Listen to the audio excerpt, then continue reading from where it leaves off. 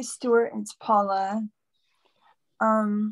So today, two people were not happy with me. Only And two?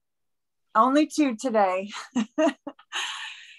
And I realized that's up to them. That's their choice.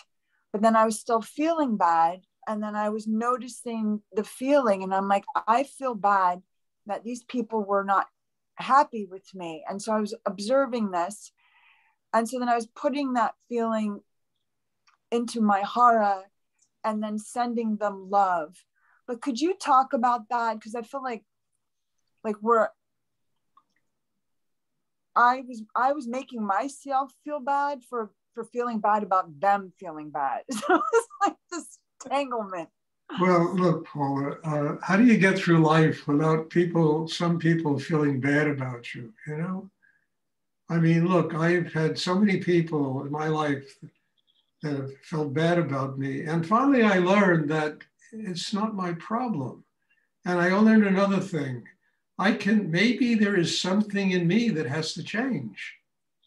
Maybe I can learn something from these people about myself that has to change. I don't have to feel guilty. I don't have to be upset. But through detachment, you listen to maybe what they say, and it can teach you something about yourself. I mean, none of us are perfect. And there's always somebody in the world that's going to pick out our imperfection. I mean, mothers are great at that, right? Just picking out your imperfection. You could feel on top of the world and they'll tell you that you got to shine your shoes, you know? So you have to learn how to be strong enough inside, not to allow that kind of thing to affect you. And maybe your shoes do need to be shined, you know, or whatever it is they find fault with. So it's how you use it. You understand? It's absolutely how you use it. You can let it, you can feel guilty, you can get angry, you can, get upset at yourself, you can start beating yourself up. I mean, it's all nonsense, you know? Just listen and you might learn something. Because it's usually people that don't agree with us that have the most to teach us, you know? And they're the people we fight with all the time. And, they don't agree with our point of view. My God, you teach that crazy meditation stuff. You know how many times I've heard that from people? You know, what am I going to do? Get upset at them? They have no idea what it is, what I do, So I say, yeah, it's, okay, that's what I teach. And maybe through listening to you, I can learn it to do even better. Maybe I'll go so deep inside myself that it'll touch you somewhere in yourself, and you might want to find more about it. It's how you deal with people, because there's always going to be somebody that's going to find something wrong with you. Because there is always something wrong with us, and our particular gout is not everybody else's gout. I think gout is French for taste. It's not everybody else's gout. Yeah. We have to learn how to be strong enough to not allow other people's opinions to affect us and to get us emotional and guilty and angry and upset. There's always going to be somebody who has something negative to say. It wouldn't be the earth if that didn't exist. So, I mean, I appreciate that, Stuart. And definitely what came to me was, you always say that question, what can I learn from this? And then that question, I asked myself, what can I learn from this? So thank you for that gift. Yeah, that's just a solution to that problem. Because you can't escape it. It's just the nature of, nobody's perfect. And there's always somebody around that's going to point out our imperfections. What do we do? Get angry at them? No. Okay, I'll grow. I mean, I remember Rudy once said, he said, I'd much rather be wrong than right. He said, if I'm right, there's nowhere to go. If I'm wrong, I can learn something about myself and I can grow and evolve and change. But too many people are so busy defending their rightness Yes. that there's nowhere for them to go. You understand? They reach the end of their growth. As soon as you're right, your growth stops. Because you stop listening to anybody else. You become perfect. And let's face it, the only perfection is God. The rest of us have to continue to grow every day.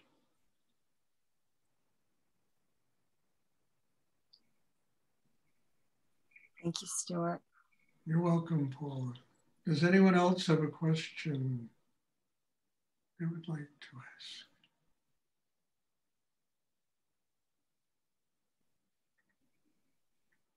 Come on, ask questions. Well, Stuart, Yeah. the question I was going to ask before Paula asked was I was going to ask you to talk about judgment and transcending judgment. And then she asked that question, which I feel is very similar flavor. But there's a judgment that is, let's say, evaluation and healthy to evaluate things. And then there's negative psychic tension judgment that is just very, toxic in a sense. So it may be the same answer.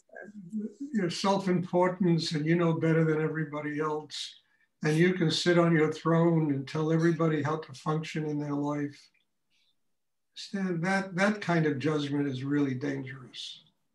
Making a decision about whether or not to kill somebody is not danger. It's a real judgment. Getting angry and fighting with somebody, those are real judgments, But sitting up there and knowing better than everyone in the world about how they should function and constantly giving advice to people, that mostly they don't even need. But we in our ego think we know better than everyone else. This is dangerous judgment to me. But, deciding whether or not to go through a red light, I mean, that's just conscious making, no, I can kill somebody if I do that, I will stop my car here, no matter how I feel. That's, conscious judgment. Nothing wrong with that. But as I say, sitting there and pretending one's God on your ivory throne, and you're holy, so holy that you know better than everybody else. I mean, that's just pure bullshit, Because as Rudy once said, and I've said it a million times, teachers' job is to serve their students and to serve God, which means a teacher is less than their students. He is the servant, or she is the servant of their students, not some almighty, holy person that, that sits above everybody and, tells everybody how to live and what to do and what is the only path to God, which is really dangerous because everybody is unique and everybody will find their way. So I think conscious decisions, rational decisions, I'm not going to throw a rock through a plate of glass. I will quell my emotions.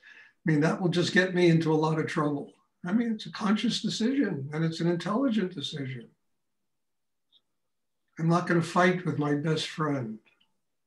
I will listen to them, learn something from them, not be right and have to put my rightness in their face.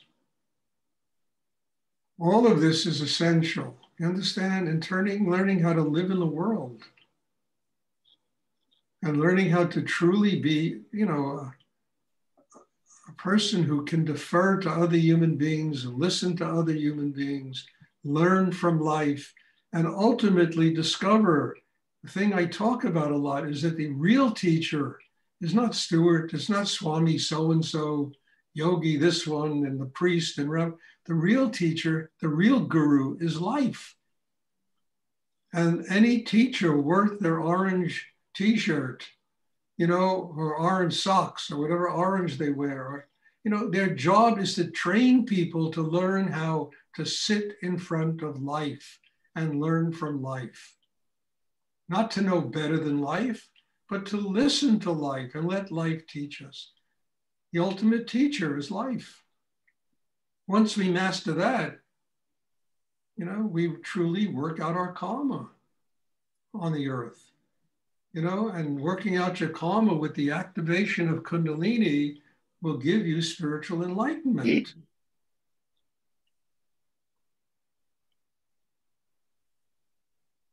I can't stress that enough because so many people are at odds with life. They're angry, they're upset, their life has been unjust, it's been this, it's been that. Life hasn't been unjust. It's just that we don't have the capacity to deal with the things that life presents us. Once you develop that capacity, it's not unjust, just a way of teaching you how to grow. And you just bow to it and you thank it for doing that. My job is to train people to do this kind of thing. Please try and sit still. My job is to train people to do this kind of thing. My job is not to be a guru, some person who's holier than thou. I mean, I couldn't even stand to live with myself if I lived that way. My job is to train everyone who comes to study with me in how to build an inner life that is strong enough to be able to sit in front of the real guru, which is life itself. And life itself is infinite energy in the universe. It's not just the little neighborhood we live in. There's so much to learn and so much that is beyond all human comprehension that one has to finally bow to it and say, okay, I will learn from life. I will stop fighting with life. And whatever life presents me represents a teacher for me. I mean, you save yourself so much heartache and anger and being upset and being better than other people and all that stuff that creates so much tension that it eats people alive.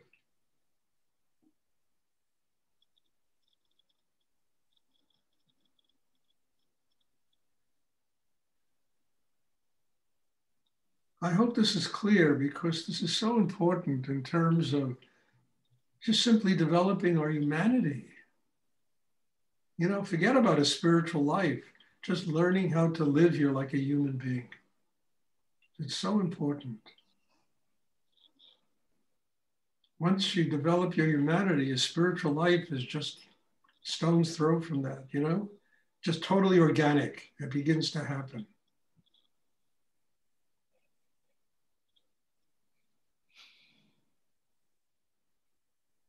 I hope that's clear, you know? Does anyone else have a question? Thank you, Stuart. You're welcome, Wendy. Yes, Stuart. How would you deal with physical discomfort or pain that might come up during the meditation? Well, there's a number of ways. Mostly physical discomfort or any kind of pain, if it's in the chest, if it's, below the navel, or, it's really the chakra trying to open. And the pain is usually resistance to opening. And how do I deal with it? I draw the pain into the chakra system and allow it to become chi right below the navel. And it usually relieves the pain. And I think that's an incredible thing, to turn the pain into Shakti that flows through your chakra system. Turn it into chi and draw that chi through the sexual area, which will activate Kundalini. That will alleviate. It might not get rid of it 100%, but it'll certainly make it more than bearable to be able to deal with while you're meditating. I will detach myself from the pain because usually there's a little pain, and when the mind gets involved, the pain becomes Frankenstein. The mind feeds it. All our attention is on the pain, and we are feeding the pain, and it grows. But if you detach yourself from it, you starve it, and the pain usually goes away. I remember, I've told this story before, but I'll tell it again. I remember years ago, I was in Los Angeles, and I was staying at the house of a woman who used to have this television program interviewing spiritual people. And she had to go to a luncheon with a bunch of movie stars and actors and all these people, you know. And she came back to her apartment and she was in, you know, a mess. I mean, she was in so much pain. She was in so much, you know. So I said to her, I looked at her, I said, just sit down here. I thought she sat down and I started doing some healing work that I know how to do. And part of it was getting the tension out of her heart, you know, and part of it was getting her mind, you know, getting the tension. And by the time I got finished, you understand, the pain went away. This woman looked 10 years older. She was smiling, she was laughing, you know, she just couldn't be happier. And she said, what did you do? What did you do to me? I said, I just opened your heart. The pain was because your heart was closed. And I just took all the tension out of your heart and it opened up and all the pain went away. It became 10 years younger. So she went to her barbecue and, you know, it was really an amazing thing. And I do this with a lot of people, just taking that tension out of the heart chakra, you know, quieting the mind, and the pain goes away. Now, if you internalize that pain and draw it into the chakra below the navel, you'll heal yourself of it. And you'll also learn how to heal yourself of many, many kind of minor indiscretions that happen, physical problems that happen to people that can become major problems because they allow their minds to feed these things. And because the mind feeds these things grow.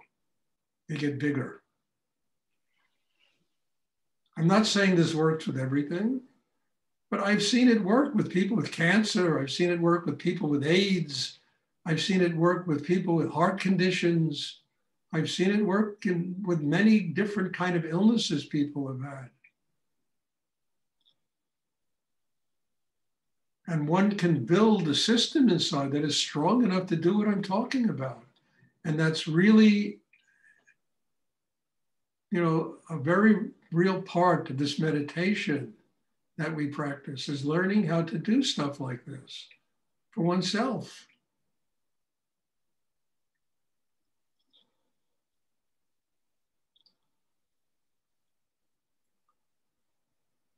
Does anyone else have a question they would like to ask? Thank you. You're welcome, Cyrus. Stuart, when you're doing that with emotional pain rather than physical, in the physical, you locate the spot, the perceived spot, and you draw. So is that similar for the emotional pain being An drawn? exact thing, Wendy, because all emotional pain comes from a closed heart. And, you know, I hate to say it, but it's as simple as gratitude will open the heart and alleviate a lot of the pain. It's a simple thing as that. Well, because that's for emotion. Emotional pain comes from a closed heart. We're angry, we're upset, we're jealous, we're this, we're that. You know, the heart is closed. It creates all of this madness. When the heart is open, it all goes away. It's impossible to be, you know, angry when your heart is open. You know, there's love coming out of you. There's joy coming out of you. You forgive. And I mean, you know, look, you get involved in a relationship with somebody and they do things wrong, you know, and it's instant forgiveness because the relationship is new and, you know, and the heart opens. You love the person. You forgive them everything, you know. It's only later on, you know, that we can't quite open our heart the same way, that these things become serious problems. But once the heart is open, you know, you can't be jealous when your heart is open, when there's love and there's unconditional love. You can't be angry at somebody else, you know, and it's, you have to go back to the one person that creates all of that insanity, and that's yourself.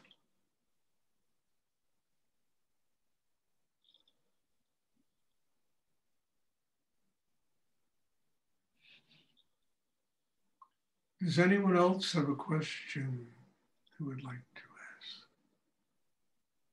And look, we all blow it, you know, we all blow it. Everybody's just a human being, and we make mistakes, we get angry, we get upset. All these things happen to us. But, we can learn how to master these things and not allow them to encroach on the lives of other people. If we build an inner life that is strong enough to do it. And I keep getting back to this over and over and over again. That is our covenant with God. We have to build an inner life that is strong enough to get over all these things so that our energy, really flows and it becomes one with the higher force in the universe.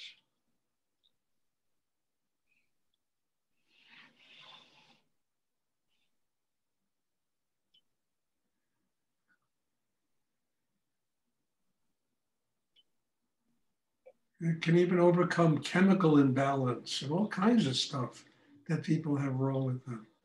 All kinds of, mental problems and neurosis, anxieties, and, even schizophrenia. It can overcome anything. That's how powerful the energy of spirit is.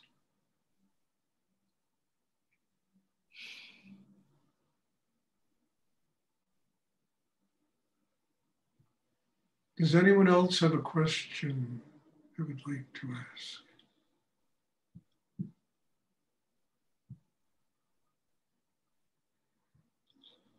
And honestly, that's my job. I'm a Kundalini aerobics instructor.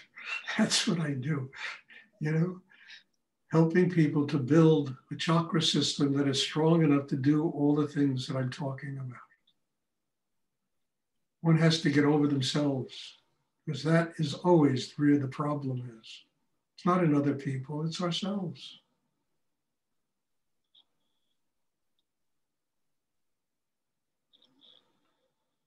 Does anyone else have a question they would like to ask?